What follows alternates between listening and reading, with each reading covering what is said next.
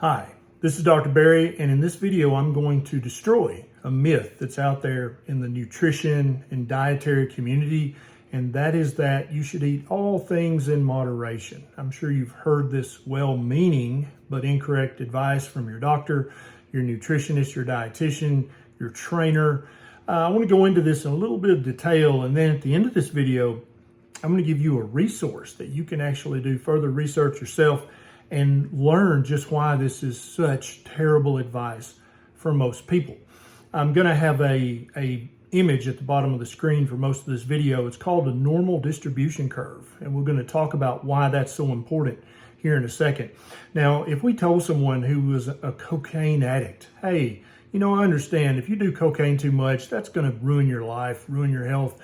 You should just use cocaine in moderation, maybe every weekend or every other Thursday. Don't use it too much. Use it in moderation.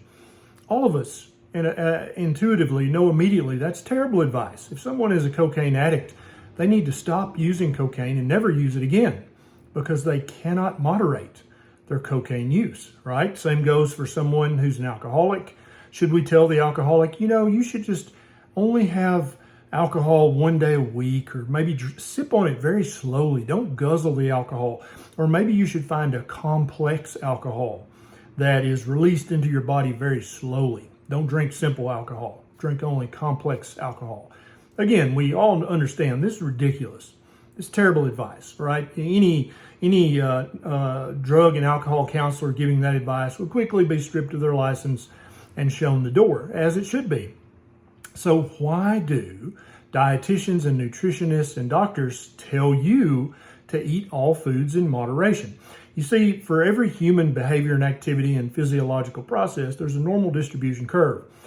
Most people fall in the middle of this curve. Some people fall on one extreme end, and some other people fall on the other extreme end.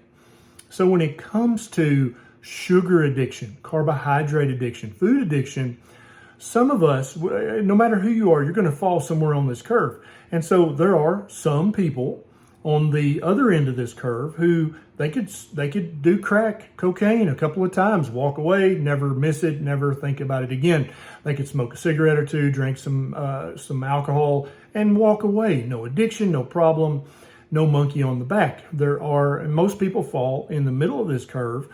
And if they drink alcohol or use cocaine for long enough, or eat sugar, carbohydrates, addictive foods for long enough, they're going to have a problem with it. But just once or twice is no big deal.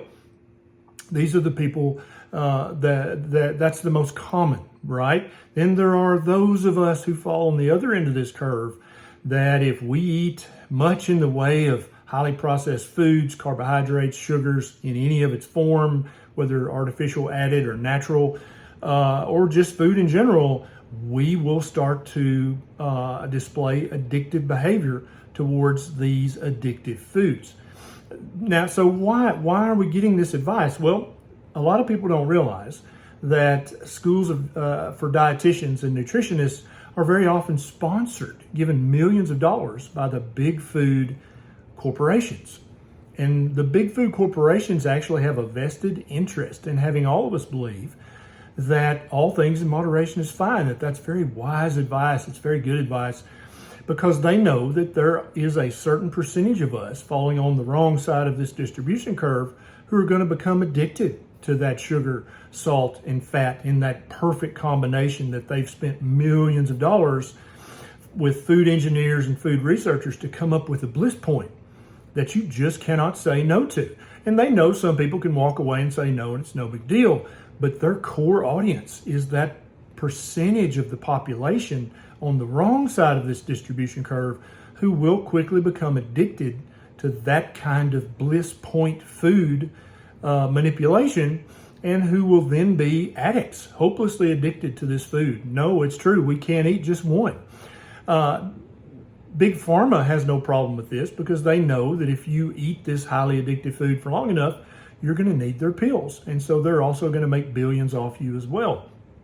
Trainers They make a living by training people in the gym. So they don't really have a problem with all things in moderation, because they know that a certain percentage of us are going to become fat and diabetic and unhealthy eating that way, and we're going to have to pay them to be in the gym.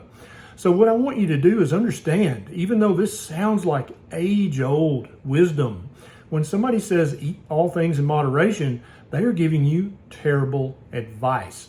A lot of people don't realize the hundreds of millions of dollars that the big food manufacturers have invested in figuring out just exactly what combination of sugar, grains, seed oils, salt, and artificial fat from seed oils. They've spent their entire career perfecting this so that you will get addicted to this. A lot of nutrition and medical experts out there will say there's no such thing as sugar addiction. There's no such thing as carbohydrate addiction. I've got a resource I want you to look up and perhaps read or listen to on Audible. It's a book called Hooked by Michael Moss. And he goes into great detail documenting all of the research and all of the thinking behind the big food manufacturers' drive to make foods addictive.